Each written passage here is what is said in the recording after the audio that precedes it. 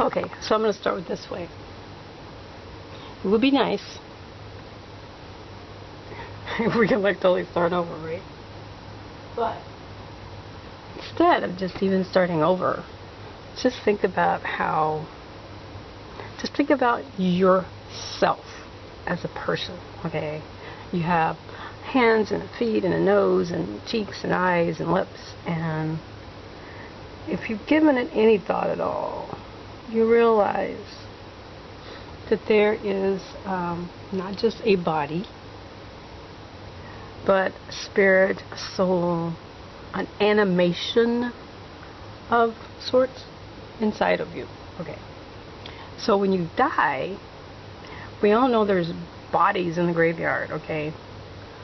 But just think about the fact that when you're gone, your body is still here. So, okay, even if you don't believe there's a spirit and a soul, you have to think about that. When you die, it's your body that's going to stay here. So there has to be more to you, because your body has separated from the part that animated it, which was your soul. Okay. So if you just think about it that way, and not even think about it religiously, then you have to come to the conclusion that your soul goes somewhere else after your body is done with it, and it's, you know, it's either diseased or just, you know, tired. You know, if you're 150 and you're tired, and your body's like, you know what, we're done. So your soul's going to go do something else. And I guess I just like to think about how my soul has maybe been other places before it was in this body, which I think is so cool. And therefore, there is my belief that it's going to go somewhere else when it's done. And I really don't think a lot of people think of that. I mean, yeah, we're thinking of it more and more lately because on the internet they talk about it a lot. If you look in certain places, and other places you'll never hear it. I mean, here we go again. But in Christianity, we think of it as going off to heaven and living with God, okay? That's an idea, okay? Or, I think that's great if it were true. What I would like to think is that my soul, when it's done with this body, will go off and have more adventures. And speaking of adventures, dreams. What I think of as a dream these days has like so changed from before. I don't know. I get a little frustrated now when I see dream interpretations because they can be almost like an astrology reading in a way to me, because it's like if you take a symbol and you say the blue means calm and wonderful and lovely, and so you're at peace, blah blah blah blah. Okay, that's general, right? What about what I think is a dream is that when your body needs to rest, okay, and it goes to sleep, but your soul, which is a spirit, I say soul, spirit, doesn't need rest. It can go off and have its little adventures while you're resting, okay? And I think that's like so cool. I wish I had better adventures sometimes, but still, it doesn't keep me from believing that at all. I've been so tired lately. My body has been so tired.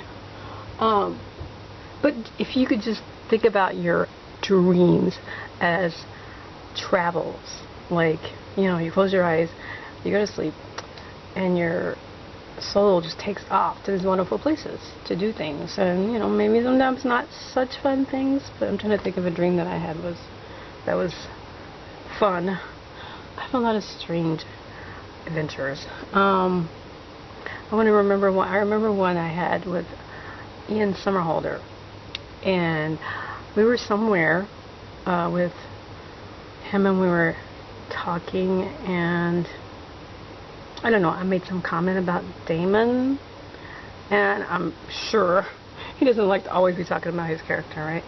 But I made some stupid comment about Damon, and he just kind of gave me a look like, really? You know? But that's just like a piece of the dream because I don't remember all of it. But it's kind of funny because I was on a website recently and we were talking about what's considered dreams, and someone said that it was based on your personality, and I was like, oh my gosh, that makes sense. Now I'm not saying he was right or wrong. It's just that I try to get into things that I really like resonate to me, and I was like, well, that makes sense because I've talked to other people who've had dreams. Someone who's more physical, more martial artsy, I've talked to them and they dream about fighting, like defending something and doing like a fight against someone physically. And I was like, okay, that's interesting, you know, because here I'm dreaming about, you know, celebrities. But I have also had those kind of dreams where I was not fighting so much as like standing up against a force or something. Actually, it was for the same building as the other person. But I was more of like the you're not getting in the door because you're not taking over the building kind of person, kind of like a stance, which goes with my personality. And I think, to me, that makes more sense than the kind of general dreaming, you know, interpretations that you see. Not saying they're not all bad, and maybe in a lot of cases, maybe the symbols do track, but certainly not every person is going to have the same relationship to that symbol as other people. So that's something to consider also when you dream. And I know, oh my gosh, this is something I have to tell you. I was talking to someone, and they said they remembered their dreams. They just like would wake up and they remember them, and I was so jealous, I have to tell you, because when I remember most of my dreams, it's because I've written them down, and I only can get to the point of writing them down by telling myself that I will remember them, waking up, holding on tight to write them down. I mean, it's just a big process. And so I was a little envious of someone who could just like, hey, I remember a dream from 1973. And yeah, I was like, oh my gosh, I can't believe that's so cool. And they were just like, what? It's a big deal. Yeah, it is to people like me who can't remember them. But she had never heard of anyone that could remember their dreams, and I was just like, get out. I've never heard of anyone who could. You know, and here you are. I've known you forever. So that's another thing. Of course, I'm sure they have other meanings. There was one dream that I had last year about there was Halle. Maybe it was a year, more than a year now, I don't know. Halle Berry and Gabriel Aubry, that's his name. In this dream, they gave me a child. And it was like, the kid was like happy to see me, and he was all cheerful. I think it was I want to say it was a boy. But the thing is, they were giving it to me like it was mine. And I was, I took it, in the dream, it was like, oh, everything was happy. They gave me the child, they walked away. And then I found out the next evening that they had broken up. And the child in the dream was like the same age as their relationship. And I thought, okay, I don't know how that's related. It's got to be related somehow, because there's like no coincidences as far as I'm concerned. So, of course, I had researched it to find out about the age of the relationship and the kid, because I didn't know. Was it? And and it's, I think maybe I might have seen something about them, but not the breakup part, because I do like a fashion thing, and I think I might have just saw her face, but it wasn't like, I still didn't know anything. I swear, I knew nothing about the breakup. So, and I'm not even sure the point I remember is about the kid and then breaking up.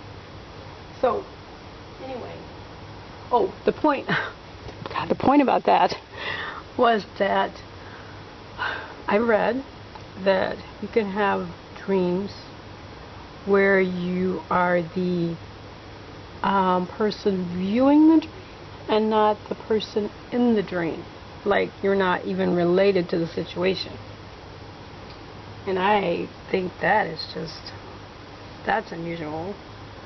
But I wonder how often it happens. I mean, have you ever had a dream that you were like, who are these people? Why am I here? And you were just like looking on.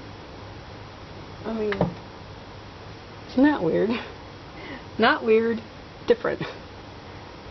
Trying so hard to get rid of the word weird in my vocabulary. But, so, that's just other things to consider as far as dreams.